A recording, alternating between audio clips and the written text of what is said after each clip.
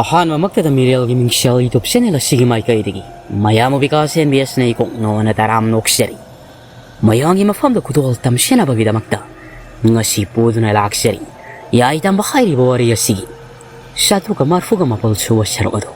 wari asigi kari wairak pa kari thorak pa khaiba do khawsit mayam punna taminaraga khaminarashi Isingak na ngaira ba taipang pala dugi Miway siya lang ang makuda pa hindi ba sa aura wala iya doon na Miway siya kang mafamado da thaa matamda Kangudi mafamado da sunglup ko na layram liba miway siya singa do Hekta matung marang kang nga tupsi laga tik aga pa ito pa yawan Mafamado pong kokoy Mga nataro riba mafam miway siya tarakon makisangdi Kudak ti ifulon taway mga wala Mafamado di hekta baga Folk lang na hawal aga makut masyado tingtok liya kaya kan na lawri mahak mga ay tingbi na balay tri hay bagi matagom na nakalamarom na Maichou Ahumna dusu akiba fangga ba Maichou Ahumna duga asyuki matik tamtira ba matik mayay kaya putok na tunay lambanari kuda amata fawad tingtok na hang mangamdi makoy pambay lay tri mamita mapitaan ko na riban Nakalamarom di lagli mga Maichou Ahumna do maduni hena matik mayay am na kali ahan mga famusida Lairen may makoy Ahumna do day Nakoy amatay na liyam na tararoy Nakoy tum na khatlihay na miram le na sibu kudum san ay napalaga daman ni nakoy itay bang palasi siya hayraga makawpong na kak na nukli ado makoy na di karisu kang drabamali miram le na sibu ngakpisyen biga daba tamtira ba koyum laigom laban lay haybasi kan Miway jak kang luki misam singa do chongshin na layay paira ba lay nga maduna tinta ba khori Miway jak kang luki su masamu fara ba lirung tenjay paira ba timinta paira ba kaya do sen selak le hayraga lambana na ba khoni ado laingam ning thosina asuki matik mapanggal kan bihen mana makut na mata na makoy miyang ga lambana ba faw ngambagi sang ado da layira matam di chara hokjin ki numisig numidangi matam maftu faw ba liya palay na lan nari Midangi mata masida habal yung mga fingaw faw marak ado na niko makoy na lanteng na ribasi. Siyum na tawring ayda nung akak araw arapa da gitarak liba do mamit manafaktok na lay pa iriba lang yung matun. Kada iti kinong akak araw galoy na natarak liba sibo. Habal yung mga na mapung panay yay rabasida. Hausik di ay akoy bada miyoy zakang lupsu amat na laytri. Tangkay hena sira matungda kara makaydi mafumasi tadok no siyan kay asyan miwo tanaraga khat kada ba miwo izaning thawlay ngam dinati kadai oh patkira ba mithin gai Maichou Ahumna ay Maichou Ahumna hawjik phaw lamba naramni khangani dana yepo Maichou nakoy mafumasi digi handok ko makoy amukta ay lamba na gay laure hayraga makfallaw na song silak laga makoy sama yung yari ba dugi mga dam lang na tayo asyum na hekta orak pagan arapa digi hekta nung kongum ngang laga konche na makaktarak liba lay pa iba lay ngam mado may kaya dom doon tok lagi yingi karino hay bagi matagom na maya katok laga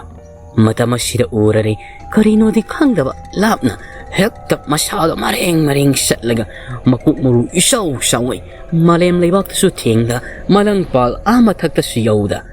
Malem lay may di kara kachik uang katlaga maray targa lag iba do madu uda mamito sa pumu law to kay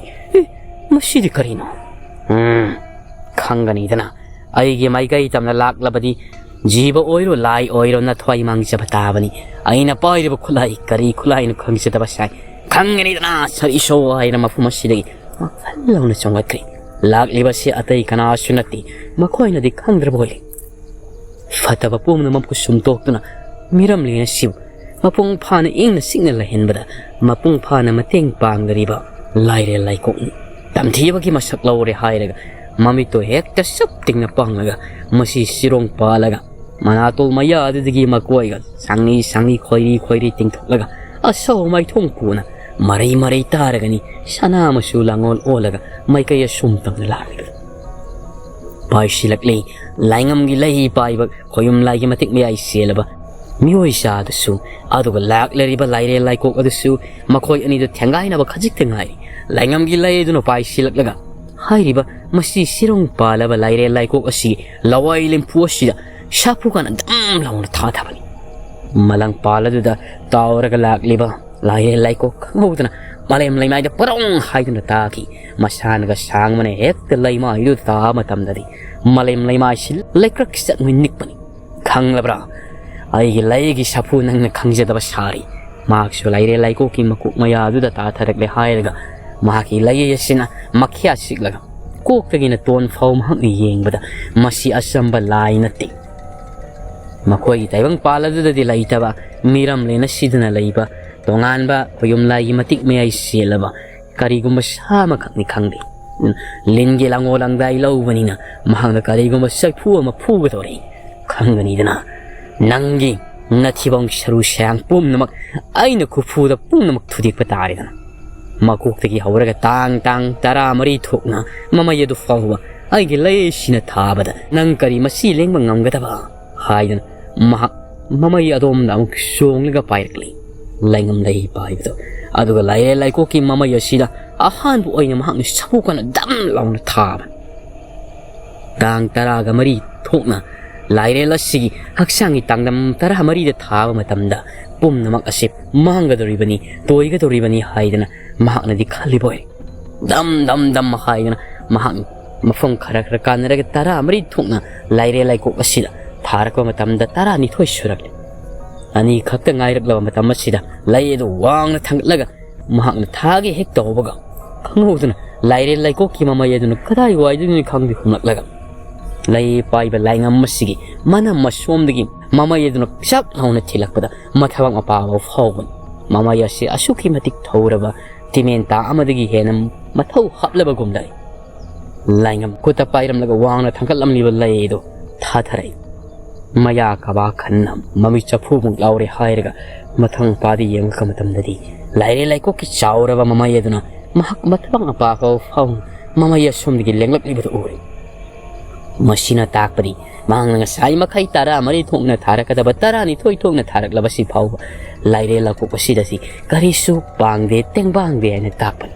laire laikok mamai om silak le hairaga maya du hekta lagi sairage pum namak tum lagi haibagi matagum kaba khana launa ka thoklaga laingongi mai kai tamla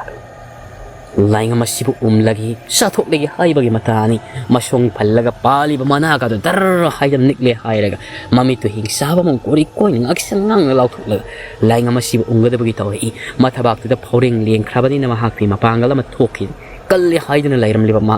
sauraba laire laiko asigi mafamda tarai na mathiba nangadawra baidana khanna shiramdagi ning sasur kak tina holaba matam sida khangudan karomdagi no khangdi laire laiko asigi masada masu tare ki oiba matik mayai kaya phusilakugum tawi khangudana laire laiko kan makyat faktuk laga lauraga mamaina lenglaga lairamba lainga madu laktana mafum adom de langki laingam lay di makutagi thade mafum adu padrak tan siselaga mongsong adom na changsinkri lak lebado tai kananati Maichou hum miram lengi miwoisa Maichou hum adu mai thiba nangalam le hairaga makhoi gi mapu oiriba laingam masibu kanba payak lebani masila du su kallaba laison tijon kaya shol makhoi na kai gi masu tare ki matik mayai kaya laire laiko asida kapsilak ni kono hayo matamda mamangi matamda laire laiko asina matik mayai pudok pangamjingai ma ki masu se tare to na langami sawngam bana masu tare tu maku adu numit kaya ni sangna hudok piraba matunda madugi matik mayai se mahak pudor pangam ki bani machu tare ti lango langdai se laire laikok sida amuk hapsilak liben masi oiba tarabadi ma ki matik ni ai pum namak ase shumthaki ga dori bani matang sida di laire lasi bambai karisu laiti tharu maru ona khang manatna Maichou madun amana khara amana wangda loina mak santok nakre amana nungsupta aduga kalla matik mayai kaya makoina khudak asida laire laikok ta thaba matamdadi laire laikok si sanamaki ikui na masu tare langlaba maku adu hujan kai madudi tang jilin pungsau da lairal sirongwa mapalaga mafmasigi mamai phar hairaga yamna thuna thadokun sathirani Maichou madu khudakta makoi mapu oiriba ningthau miwoisa lainga madugi manakta paitharaklaga lainga madugu yenglawada mayadagi ikheng hadok lamle mathabak su iho hon ina pungtai tai leiramle khamdoni siri Maichou purel oiriba ikoi mapu oiriba lainga masi sirrabadi aikoi paagi khalibasi karamna pangmangangani mahak yaudribadi aikoi miram len sida mafam sida laiba yaro ꯁꯥꯊꯣꯛꯇꯨꯅ ꯂꯩꯈꯤꯕ ꯇꯥꯕꯅꯤ ꯑꯩꯈꯣꯏꯒꯤ ꯇꯥꯏꯕꯪꯄꯥꯜꯗꯨꯁꯨ ꯍꯟꯕ ꯌꯥꯔꯔꯣꯏ ꯃꯈꯣꯏꯒꯤ ꯃꯥꯏꯁꯧ ꯂꯨꯆꯤꯡ ꯐꯨꯔꯦꯜ ꯑꯣꯏꯔꯤꯕꯗꯨꯅ ꯀꯔꯤꯒꯤꯗꯃꯛ ꯑꯗꯨꯒꯤ ꯅꯨꯡꯁꯥ ꯊꯤꯔꯤꯕꯅꯣ ꯑꯩꯈꯣꯏ ꯍꯧꯖꯤꯛ ꯈꯨꯗꯛ ꯑꯁꯤꯗ ꯑꯩꯈꯣꯏꯒꯤ ꯃꯄꯨ ꯑꯣꯏꯔꯤꯕ ꯂꯥꯏꯉꯝ ꯑꯁꯤꯕꯨ ꯃꯥꯒꯤ ꯍꯛꯆꯥꯡ ꯐꯅ ꯃꯄꯨꯡ ꯃꯔꯩ ꯐꯥꯅ ꯍꯥꯟꯅꯒꯨꯝꯅ ꯍꯟꯖꯤꯜꯂꯛꯅꯕꯒꯤꯗꯃꯛꯇ ꯀꯔꯤꯒꯨꯝꯕ ꯍꯤꯗꯥꯛ ꯑꯃ ꯃꯐꯝ ꯑꯁꯤꯒꯤ ꯊꯤꯕ ꯇꯥꯕꯅꯤ ꯃꯥꯏꯁꯧ ꯑꯃꯅ ꯍꯥꯏꯔꯛꯂꯝꯃꯤ ꯃꯥꯏꯁꯧ ꯄꯨꯀꯣꯛ ꯑꯣꯏꯔꯤꯕ ꯅꯨꯃꯤꯗꯥꯡꯒꯤ ꯃꯇꯝ ꯑꯁꯤꯗ ꯑꯩꯈꯣꯏꯅ ꯑꯉꯝꯕꯁꯤꯗ ꯀꯔꯝꯅ ꯍꯤꯗꯥꯛ ꯊꯤꯔꯨꯒꯗꯕꯅꯣ ꯍꯥꯏꯅꯕ ꯂꯩ ꯑꯍꯜ ꯂꯃꯟꯁꯤꯡꯒꯤ ꯄꯥꯎꯔꯧꯗ ꯃꯝꯕꯨ ꯃꯝꯁꯤꯟꯈ꯭ꯔꯕꯗꯤ ꯍꯤꯗꯥꯛ ꯂꯥꯡꯊꯛ ꯍꯦꯛꯄ ꯊꯤꯕꯗ ꯀꯩꯗꯧꯅꯨꯡꯗ ꯑꯐ ꯅꯨꯡꯉꯥꯏ ꯑꯣꯏꯔꯣꯏ ꯑꯗꯨꯅ ꯑꯩꯈꯣꯏ ꯈꯨꯗꯛ ꯑꯁꯤꯗ ꯀꯗꯥꯏꯗꯒꯤ ꯍꯤꯗꯥꯛꯄꯨ ꯃꯤꯔꯝꯂꯦꯟ ꯑꯁꯤꯗ ꯑꯩꯈꯣꯏꯅ ꯃꯃꯥꯡꯒꯤ ꯃꯇꯝꯗꯁꯨ ꯈꯪꯗ꯭ꯔꯤꯕ ꯃꯐꯝ ꯑꯁꯤꯗꯒꯤ ꯊꯤꯒꯗꯕꯅꯤ ꯃꯥꯏꯁꯧ ꯄꯨꯀꯣꯛ ꯑꯣꯏꯔꯤꯕꯗꯨꯅ ꯄꯥꯡꯈ꯭ꯔꯦꯗꯀꯣ ꯅꯈꯣꯏ ꯑꯅꯤꯁꯦ ꯀꯔꯤꯒꯤꯗꯃꯛ ꯅꯈꯣꯏꯅ ꯑꯗꯨꯛ ꯄꯪꯂꯤꯕꯅꯤ ꯃꯤꯔꯝꯂꯦꯟ ꯑꯁꯤ ꯑꯩꯈꯣꯏꯒꯤ ꯇꯥꯏꯕꯪꯄꯥꯜ ꯑꯗꯨꯒ ꯀꯔꯤꯁꯨ ꯈꯦꯠꯅꯕ ꯂꯩꯇꯦ ꯑꯩꯈꯣꯏꯒꯤ ꯇꯥꯏꯕꯪꯄꯥꯜꯗꯨꯗ ꯂꯩꯕ ꯃꯐꯝ ꯃꯤꯔꯝꯂꯦꯟꯁꯤꯗꯁꯨ ꯂꯩꯒꯗꯧꯔꯤꯕꯅꯤ ꯇꯧꯕꯗꯕꯨ ꯑꯩꯈꯣꯏꯒꯤꯗꯨꯅ ꯃꯥꯡ ꯇꯥꯛꯈꯤꯕꯒꯤ ꯋꯥꯅꯤ ꯍꯧꯖꯤꯛꯃꯛ ꯆꯠꯀꯗꯕꯅꯤ ꯄꯨꯔꯦꯜ ꯈꯣꯜꯒꯤ ꯆꯤꯡꯗꯨ ꯃꯆꯥ ꯑꯗꯨꯒꯤ ꯃꯥꯏꯀꯩ ꯇꯝꯅ ꯑꯗꯨꯒ ꯁꯤꯗꯤ ꯍꯤꯗꯥꯛ ꯑꯗꯨ ꯃꯤꯠꯅ ꯀꯨꯞꯄꯗ ꯅꯈꯣꯏ ꯑꯅꯤꯅ ꯄꯨꯔꯛꯀꯗꯕꯅꯤ ꯁꯤꯗꯤ ꯍꯤꯗꯥꯛ ꯑꯗꯨꯒꯤ ꯃꯇꯦꯡꯅ ꯁꯨꯡꯁꯣꯏ ꯁꯣꯏꯗꯅ ꯑꯩꯈꯣꯏꯒꯤ ꯃꯄꯨ ꯑꯣꯏꯔꯤꯕ ꯂꯥꯏꯉꯝ ꯑꯁꯤ ꯐꯒꯅꯤ ꯑꯗꯨꯒ ꯑꯩꯅ ꯃꯐꯝ ꯑꯁꯤꯗ ꯃꯍꯥꯛꯄꯨ ꯃꯊ꯭ꯋꯥꯏ ꯃꯤꯔꯦꯜ ꯑꯁꯤ ꯍꯛꯆꯥꯡꯗꯒꯤ ꯊꯥꯗꯣꯛꯈꯤꯗꯅꯕꯒꯤꯗꯃꯛꯇ ꯊꯋꯥꯏ ꯃꯤꯔꯦꯜꯁꯤ ꯁꯦꯠꯅ ꯄꯨꯟꯁꯤꯟꯗꯨꯅ ꯍꯛꯆꯥꯡꯒ ꯊꯥꯒꯣꯟꯅꯍꯟꯗꯨꯅ ꯊꯝꯃꯝꯒꯦ ꯆꯠꯂꯣ ꯃꯤꯠꯅ ꯀꯨꯞꯄꯗ ꯆꯠꯂꯣ ꯊꯥꯔꯛꯄ ꯌꯥꯗꯦ ꯀꯔꯤꯒꯨꯝꯕ ꯑꯗꯨ ꯐꯪꯗꯕ ꯇꯥꯔꯕꯗꯤ ꯅꯪ ꯑꯩꯒꯤ ꯃꯇꯝ ꯀꯨꯏꯅꯗꯒꯤ ꯃꯪꯖꯔꯛꯄ ꯑꯁꯥ ꯄꯨꯝꯅꯃꯛ ꯇꯣꯛꯂꯩ ꯃꯤꯔꯝꯂꯦꯟ ꯑꯁꯤꯗ ꯀꯩꯁꯨꯝ ꯁꯪꯗꯒꯤ ꯍꯦꯟꯗꯣꯛꯄ ꯌꯥꯗꯅ ꯂꯩꯕꯒꯨꯝꯅ ꯃꯐꯝ ꯑꯃꯗ ꯁꯥꯊꯣꯛꯇꯨꯅ ꯂꯩꯈꯤꯕꯁꯤꯅ ꯑꯩꯈꯣꯏꯒꯤ ꯑꯃꯠꯇ ꯉꯥꯏꯔꯕ ꯄꯥꯝꯕꯩ ꯑꯣꯏꯒꯗꯧꯔꯤꯕꯅꯤ ꯆꯠꯂꯣ ꯌꯥꯝꯅ ꯊꯨꯅ ꯆꯠꯂꯣ ꯃꯈꯣꯏꯒꯤ ꯄꯨꯀꯣꯛ ꯑꯣꯏꯔꯤꯕ ꯃꯥꯏꯁꯧ ꯈ꯭ꯋꯥꯏꯗꯒꯤ ꯑꯍꯜ ꯑꯣꯏꯕꯗꯨꯅ ꯊꯧꯗꯥꯔꯛꯂꯕꯗ ꯄꯥꯝꯕꯩ ꯂꯩꯇꯦ ꯃꯥꯏꯁꯧ ꯑꯅꯤꯃꯛꯇꯨ ꯃꯁꯤꯜꯗ ꯀꯔꯤꯒꯨꯝꯕ ꯈꯔ ꯁꯣꯜꯂꯒ ꯃꯐꯝ ꯑꯁꯤꯗꯒꯤ ꯊꯨꯅ ꯌꯥꯡꯅ ꯃꯂꯪ ꯄꯥꯔꯗ ꯄꯥꯏꯔꯒ ꯄꯨꯔꯦꯟ ꯈꯨꯜꯒꯤ ꯁꯤꯗꯤ ꯍꯤꯗꯥꯛ ꯍꯧꯔꯤꯕ ꯁꯤꯡꯗꯨꯝ ꯑꯗꯨꯒꯤ ꯃꯥꯏꯀꯩ ꯇꯝꯈ꯭ꯔꯦ ꯑꯩꯈꯣꯏꯒꯤ ꯃꯄꯨ ꯑꯣꯏꯔꯤꯕ ꯂꯥꯏꯉꯝ ꯅꯪꯕꯨ ꯀꯔꯤ ꯃꯇꯧꯅ ꯇꯧꯒꯗꯕ ꯅꯍꯥꯛꯅ ꯈ꯭ꯋꯥꯏꯗꯒꯤ ꯈꯣꯏꯗꯥꯖꯕ ꯂꯩ ꯑꯁꯤꯕꯨꯁꯨ ꯅꯈꯨꯠꯇ ꯁꯦꯠꯅ ꯄꯥꯏꯔꯦ ꯂꯩ ꯑꯁꯤ ꯅꯍꯥꯛꯅ ꯄꯥꯏꯈꯤꯕ ꯇꯥꯔꯕꯗꯤ ꯌꯦꯛꯅꯕ ꯇꯨꯝꯅ ꯌꯦꯛꯅꯕ ꯃꯥꯡꯍꯟꯗ꯭ꯔꯤ ꯐꯥꯎꯕ ꯊꯥꯗꯕꯅꯤ ꯍꯥꯏꯕ ꯑꯩꯈꯣꯏꯅ ꯈꯪꯖꯔꯤ ꯀꯔꯤꯅꯣ ꯇꯧꯒꯗꯕ ꯊꯋꯥꯏ ꯃꯤꯔꯦꯜ ꯃꯤꯒ ꯊꯥꯒ ꯇꯔꯨꯛ ꯂꯣꯏꯅꯕꯒ ꯇꯔꯦꯠꯃꯛ ꯅꯈꯣꯏ ꯍꯛꯆꯥꯡꯁꯤꯗꯒꯤ ꯊꯥꯗꯣꯛꯄ ꯌꯥꯔꯣꯏ ꯄꯨꯜꯂꯕꯅꯤ ꯑꯩꯒꯤ ꯊꯋꯥꯏ ꯃꯤ ꯁꯦꯠ ꯎꯔꯤꯅ ꯍꯥꯏꯗꯅ ꯃꯁꯤꯜ ꯑꯗꯨꯗꯒꯤ ꯀꯜꯂꯕ ꯂꯥꯏꯁꯣꯟ ꯇꯤꯁꯣꯟ ꯀꯌꯥ ꯁꯣꯜꯂꯦ ꯍꯥꯏꯔꯒ ꯖꯔ ꯖꯔ ꯈꯪꯍꯧꯗꯅ ꯃꯈꯣꯏꯒꯤ ꯃꯄꯨ ꯑꯣꯏꯔꯤꯕ ꯂꯥꯏꯉꯝꯒꯤ ꯃꯁꯥꯗ ꯀꯔꯤ ꯃꯆꯨꯅꯣ ꯍꯥꯏꯐꯝ ꯈꯪꯗꯕ ꯂꯪꯗꯤ ꯏꯔꯪ ꯂꯪꯕ ꯑꯃꯅ ꯖꯔ ꯖꯔ ꯌꯦꯠꯁꯤꯟꯈꯤꯔꯝꯃꯤ ꯊꯋꯥꯏꯁꯤ ꯊꯣꯛꯇꯅꯕꯒꯤꯗꯃꯛꯇ ꯌꯦꯠꯁꯜꯂꯤꯕꯅꯤ ꯑꯗꯨꯕꯨ ꯂꯥꯏꯉꯝ ꯑꯁꯤꯒꯤ ꯍꯛꯆꯥꯡꯗꯒꯤ ꯊꯋꯥꯏꯁꯤꯗꯤ ꯆꯣꯡꯊꯣꯛꯀꯗꯕꯒꯤ ꯍꯦꯛꯇ ꯊꯧꯔꯤ ꯑꯁꯤꯕꯨ ꯅꯥꯟꯊꯣꯛꯀꯗꯕꯒꯤ ꯁꯞꯇ꯭ꯔ ꯍꯧꯔꯛꯂꯕꯅꯤ ꯀꯌꯥꯗ ꯀꯜꯂꯤꯕ ꯁꯞꯇ꯭ꯔꯅꯤ ꯏꯆꯝ ꯆꯝꯕ ꯅꯠꯇꯕꯅꯤꯅ ꯑꯁꯤꯕ ꯍꯛꯆꯥꯡ ꯑꯣꯏꯒꯗꯧꯔꯤꯕꯁꯤꯗ ꯀꯨꯏꯅ ꯂꯩꯊꯥꯅꯤꯡꯗꯗꯨꯅ ꯁꯞꯇ ꯇꯧꯔꯛꯂꯤꯕꯅꯤ ꯀꯔꯤꯒꯨꯝꯕ ꯊꯋꯥꯏ ꯑꯁꯤꯅ ꯊꯣꯛꯈꯤꯕ ꯇꯥꯔꯕꯗꯤ ꯀꯩꯗꯧꯅꯨꯡꯗ ꯑꯃꯨꯛ ꯍꯜꯂꯛꯂꯣ ꯍꯥꯏꯕ ꯌꯥꯔꯔꯣꯏ ꯊꯨꯅ ꯍꯜꯂꯛꯂꯕꯗꯤ ꯐꯒꯅꯤꯗ ꯑꯅꯤ ꯑꯗꯣ ꯀꯝꯗꯧꯒꯗꯧꯔꯤ ꯁꯨꯝꯅ ꯃꯍꯥꯛꯅ ꯀꯟꯅ ꯁꯦꯟꯅꯔꯤꯉꯩ ꯅꯥꯀꯜ ꯑꯁꯣꯝꯗꯅ ꯃꯈꯣꯏꯅ ꯃꯥꯏꯊꯤꯕ ꯅꯪꯍꯜꯂꯝꯂꯕ ꯃꯩꯁꯧ ꯑꯍꯨꯝ ꯑꯗꯨ ꯃꯈꯣꯏ ꯃꯐꯝ ꯑꯁꯤꯗ ꯃꯆꯤꯟꯗꯒꯤ ꯏꯈꯦꯡ ꯑꯣꯅ ꯇꯥꯗꯅ ꯋꯥꯈꯜ ꯇꯥꯗꯅ ꯂꯩꯔꯝꯕꯗꯣ ꯃꯃꯤꯠ ꯈꯔ ꯁꯤꯡꯉꯛꯂꯕ ꯑꯣꯏ ꯃꯀꯣꯛ ꯇꯔꯪ ꯆꯠꯅ ꯉꯥꯎꯕꯅꯤ ꯇꯝꯊꯤꯔꯕ ꯅꯥꯀꯜ ꯑꯃꯔꯣꯝꯗꯒꯤ ꯂꯥꯛꯂꯤꯕ ꯃꯩꯁꯧ ꯑꯍꯨꯝ ꯑꯁꯤꯅ ꯃꯈꯣꯏꯗꯒꯤ ꯍꯦꯟꯅ ꯃꯇꯤꯛ ꯃꯌꯥ ꯌꯥꯎꯔꯤ ꯑꯃꯨꯛꯀꯤ ꯆꯩꯐꯨꯗ ꯑꯃꯨꯛꯀꯤ ꯃꯈꯣꯏꯅ ꯂꯩꯖꯕꯤ ꯊꯥꯗꯨꯅ ꯈꯨꯠꯊꯥꯗ ꯃꯥꯏꯊꯤꯕ ꯄꯤꯕ ꯉꯝꯍꯧꯗ꯭ꯔꯦ ꯃꯗꯨꯃꯛꯅ ꯃꯈꯣꯏ ꯇꯨꯗꯨꯅ ꯂꯩꯍꯧꯔꯤꯕꯅꯤ ꯇꯞꯅ ꯍꯧꯒꯠꯂꯛꯂꯦ ꯍꯥꯏꯔꯒ ꯃꯥꯏꯆꯧ ꯑꯅꯤꯗꯨꯅ ꯁꯤꯠꯂꯒ ꯂꯥꯛꯂꯒ ꯃꯈꯣꯏꯒꯤ ꯄꯨꯀꯣꯛ ꯑꯣꯏꯔꯤꯕ ꯃꯥꯏꯆꯧ ꯑꯗꯨꯕꯨ ꯁꯧꯒꯠꯄꯤꯔꯝꯃꯤ ꯃꯥꯏꯆꯧ ꯄꯨꯀꯣꯛ ꯑꯣꯏꯔꯤꯕ ꯀꯔꯤꯅꯣ ꯑꯩꯈꯣꯏꯅ ꯍꯧꯖꯤꯛ ꯇꯧꯒꯗꯕꯁꯤꯕꯨ ꯄꯨꯀꯣꯛ ꯑꯣꯏꯔꯤꯕꯗꯨꯅ ꯃꯥꯡꯂꯩ ꯇꯥꯛꯂꯩ ꯑꯩꯈꯣꯏꯒꯤ ꯃꯤꯔꯝꯂꯦꯟ ꯑꯩꯈꯣꯏ ꯑꯍꯨꯝꯅ ꯉꯥꯛꯄꯤ ꯁꯦꯟꯕꯤꯕ ꯉꯝꯗ꯭ꯔꯕꯅꯤ ꯀꯅꯥꯅꯕꯨ ꯉꯥꯛꯄꯤ ꯁꯦꯟꯕꯤꯕ ꯉꯝꯒꯅꯤ ꯑꯩꯈꯣꯏꯅ ꯈꯥꯝꯕ ꯉꯝꯂꯔꯣꯏ ꯑꯗꯨꯕꯨ ꯇꯥꯏꯕꯪ ꯁꯦꯝꯕꯤꯕ ꯃꯄꯨ ꯃꯍꯥꯛꯀꯤ ꯂꯥꯡꯑꯣꯂꯪꯗꯥꯒꯤ ꯃꯇꯨꯡ ꯏꯟꯅ ꯄꯨꯝꯅꯃꯛ ꯑꯁꯤ ꯃꯄꯨ ꯃꯍꯥꯛꯀꯤ ꯀꯥꯡꯂꯣꯟ ꯀꯨꯝꯍꯩ ꯑꯣꯏꯅ ꯑꯣꯟꯈ꯭ꯔꯕꯅꯤ ꯑꯩꯈꯣꯏ ꯀꯅꯥꯅꯁꯨ ꯊꯤꯡꯕ ꯉꯝꯂꯔꯣই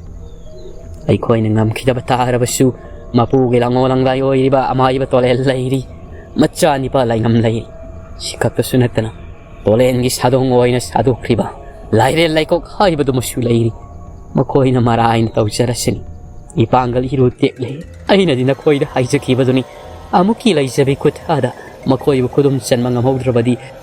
ꯈꯨꯗꯣꯡ ꯆꯥꯗꯕ ꯅꯪꯒꯅꯤ ꯍꯥꯏꯗꯅ ꯀꯔꯤ ꯁꯥꯔꯦ ꯍꯧꯖꯤꯛꯇꯤ ꯃꯥꯏꯆꯧ ꯄꯨꯀꯣꯛ ꯑꯣꯏꯔꯤꯕ ꯑꯩꯈꯣꯏꯒꯤ ꯄꯥꯝꯕꯩ ꯑꯃꯇꯪꯗꯤ ꯑꯃꯨꯛꯇꯪ ꯂꯩꯃꯤꯠ ꯇꯔꯦꯠ ꯇꯔꯥ ꯊꯣꯛꯅ ꯊꯥꯜꯂꯒ ꯌꯦꯡꯂꯦ ꯍꯥꯏꯔꯒ ꯌꯦꯡꯍꯧꯕꯅ ꯐꯔꯣꯏꯗ꯭ꯔꯥ ꯃꯤꯔꯝꯂꯦꯟ ꯑꯁꯤꯕꯨ ꯉꯥꯛꯄꯤ ꯁꯦꯟꯕꯤꯗꯨꯅ ꯂꯩꯒꯗꯕ ꯑꯩꯈꯣꯏꯅ ꯑꯁꯤꯒꯨꯝꯕ ꯐꯤꯕꯝ ꯑꯁꯤꯗ ꯊꯃꯥꯏꯔꯒ ꯂꯩꯊꯣꯛꯂꯕꯗꯤ ꯀꯝꯗꯧꯒꯅꯤ ꯃꯈꯣꯏꯅ ꯑꯩꯈꯣꯏꯁꯤꯕꯨ ꯊꯃꯥꯏ ꯁꯟꯕꯒꯨꯝꯅ ꯏꯁꯥ ꯑꯁꯤꯗ ꯐꯥꯎꯔꯒ ꯂꯩꯕ ꯌꯥꯕ ꯃꯇꯝꯂꯅꯤ ꯃꯥꯏꯆꯧ ꯑꯍꯨꯝ ꯑꯗꯨ ꯃꯃꯤꯠꯇꯗꯤ ꯃꯄꯤ ꯇꯥꯔꯤꯕꯅꯤ ꯃꯈꯣꯏꯒꯤ ꯑꯇꯩ ꯃꯤꯑꯣꯏꯁꯤꯡ ꯑꯗꯨ ꯑꯃꯠꯇ ꯍꯤꯡꯂꯝꯒꯅꯤ ꯍꯥꯏꯕ ꯃꯈꯣꯏꯅ ꯊꯥꯖꯈꯤꯗ꯭ꯔꯕꯅꯤ ꯑꯗꯨꯅ ꯌꯦꯡꯅꯤꯡꯂꯨꯕꯒꯤ ꯋꯥꯐꯝꯁꯨ ꯃꯈꯣꯏꯗ ꯂꯩꯇ꯭ꯔꯤ ꯇꯧꯕꯗꯕꯨ ꯃꯈꯣꯏꯅ ꯍꯧꯖꯤꯛ ꯃꯁꯥꯗ ꯊꯥꯗ꯭ꯔꯤꯕ ꯂꯣꯏꯅꯔꯤꯕꯗꯤ ꯌꯥꯏꯇꯝꯕ ꯊꯃꯥꯏ ꯄꯣꯠ ꯑꯗꯨ ꯃꯁꯥꯗ ꯃꯈꯣꯏꯅ ꯂꯣꯠꯂꯒ ꯃꯂꯪ ꯄꯥꯅ ꯊꯝꯂꯒ ꯃꯈꯣꯏꯅ ꯄꯨꯊꯣꯛꯅꯤꯡꯕ ꯃꯇꯝꯗ ꯄꯨꯊꯣꯛꯄ ꯉꯝꯅ ꯂꯩꯔꯤꯕꯁꯤ ꯃꯥꯏꯆꯧ ꯑꯍꯨꯝ ꯑꯗꯨ ꯃꯟꯆꯨꯅꯔꯕ ꯏꯐꯨꯜ ꯏꯅ ꯏꯈꯦꯡ ꯅꯥꯏꯃꯨ ꯇꯥꯔꯕ ꯐꯤꯖꯣꯜ ꯑꯗꯨ ꯁꯦꯠꯂꯦ ꯍꯥꯏꯔꯒ ꯇꯞꯅ ꯁꯧꯒꯠꯂꯒ ꯈ꯭ꯋꯥꯏꯗꯒꯤ ꯄꯨꯀꯣꯛ ꯑꯣꯏꯕꯗꯨ ꯃꯈꯣꯏ ꯑꯅꯤꯅ ꯅꯥꯀꯜ ꯅꯥꯀꯜꯗ ꯁꯧꯔꯦ ꯍꯥꯏꯔꯒ ꯑꯋꯥꯡ ꯃꯥꯏꯀꯩ ꯁꯣꯝꯗ ꯁꯨꯝ ꯇꯞꯅ ꯇꯞꯅ ꯂꯥꯛꯂꯤ ꯄꯨꯀꯣꯛ ꯑꯣꯏꯔꯤꯕ ꯃꯥꯏꯆꯧꯗꯨꯅ